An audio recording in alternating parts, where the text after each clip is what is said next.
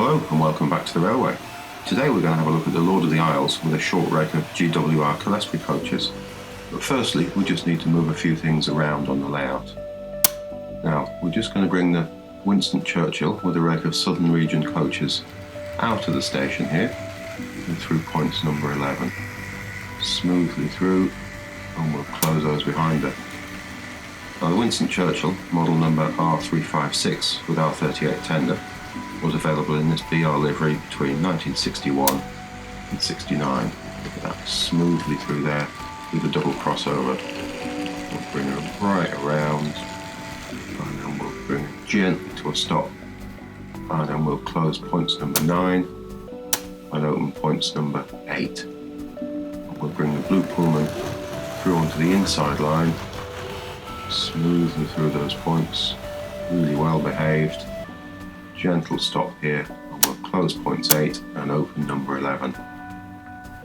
Now the blue Pullman R.354, the power car, and R.356 dummy car, was available between 1963 and 1968, and the coaches R.426 were also available over the same time period. The Lord of the Isles, model number R.354 and tender R.37, first became available in a matte green livery in 1961 and remained in the catalogue till 1964.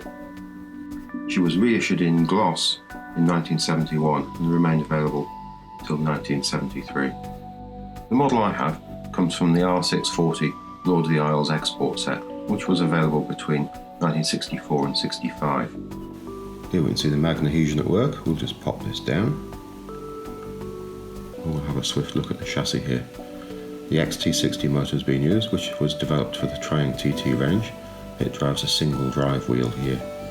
The large traction magnet situated between the drive wheel and the rear trailing wheel.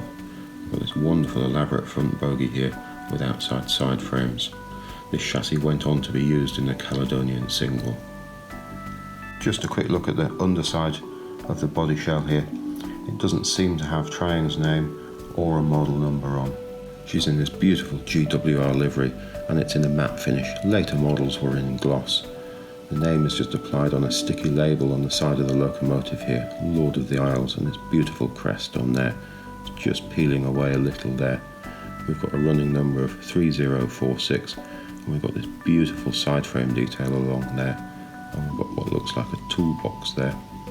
Handrail picked out in silver right the way along, and a separately fitted top to the chimney there. Looking down the other side of the locomotive, I think the detailing's identical.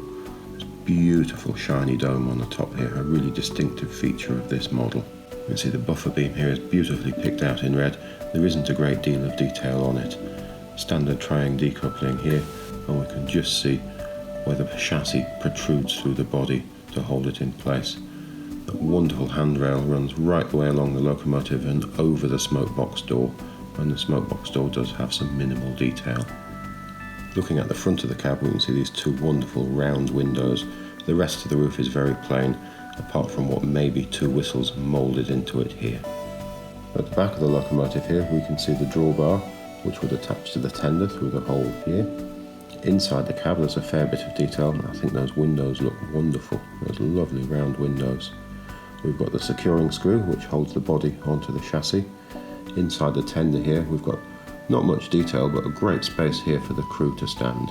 The tender has steps at both ends, and the suspension detail is really terrific, picked out in brown there. Great Western, beautifully applied, and that fine orange lining, and this lovely crest there.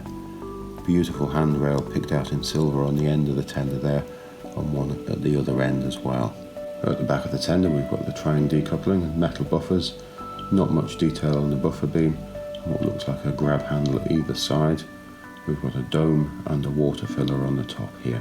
Just looking down the other side of the tender, I think these handrails really are excellent, picked out in silver at both ends. From the top we can see that water filler again and a very large dome. The coal load is excellent. It is a little bit shiny. I'm not sure what these two items are protruding through the coal, and possibly a space for tools along here. The front bogie is cast in one piece and it's metal. It has sleeved wheels, and look how beautifully the coupling's been accommodated into the moulding. Whilst the body moulding didn't have Triang's name or the model number, the collection plate here does. We've got Triang R.354 built in Britain. It also has an S on the collection plate, which means smoke units could be fitted to this model. This model was also offered as a smoking model. I forgot to mention earlier that there are no open axle boxes on this tender, so the axles are concealed, which means both of these sleeved wheels on each axle can spin independently of each other. Triang's name appears on the bottom of the tender along with its model number R37 and built in Britain. The coupling's held on with a single flathead screw. Now we have her on the layout. We'll bring her from the outside line to the inside line, through the crossover there, a slight stutter, a gentle stop there, we'll close the points. Now we'll pick up these coaches waiting at the station. Nice smooth coupling we hope. I think we have those. And then gently away. The wheels on these coaches do make rather a clattering noise. They are quite crude. Now coming past the other chocolate and cream coaches, sitting in the sidings, and past the single box and through points number 7 now, back onto the outside line. Closes up behind them, and off into the third radius curve, past the engine sheds again, and up the incline. Look at that, effortless up there. I don't think there's any wheel slip at all. Way into the distance and off towards the suspension bridge. Now that looks very reminiscent of page 8 and 9 of the 1963 catalogue there, as she comes across the suspension bridge. Perhaps we'll have a look at that later. Now, as she comes down the incline, she's going to pass the chocolate and cream coaches and the Britannia sitting in the sidings there. It looks great, those coaches together. And off under the incline section now. Just like the Caledonian single we ran a few weeks ago, she's not that happy on the points and the diamond crossings. This is a combination of the wheel arrangement, the magnet adhesion, and the materials used to make the points and the diamond crossings. Now approaching the incline, she pulls effortlessly up here with these 3 coaches. I have tried her with 4, but she begins to slip quite a bit, so we've just left her with 3 coaches. Now I think it's time we had a close look at the coaches themselves. And here we have these wonderful Clerestory roofed coaches with these lovely white panels running down the roofs. Here are the boxes. Now these coaches were made between 1961 and 72, and these are earlier ones with open axle boxes, and the boxes have seen better days. And this is R.353 GWR brake third coach Clerestory roof, and here's the box for the composite R.332 GWR composite coach Clerestory roof. There's lots of detail on the ends of these coaches. This is the brake coach and this is the composite coach.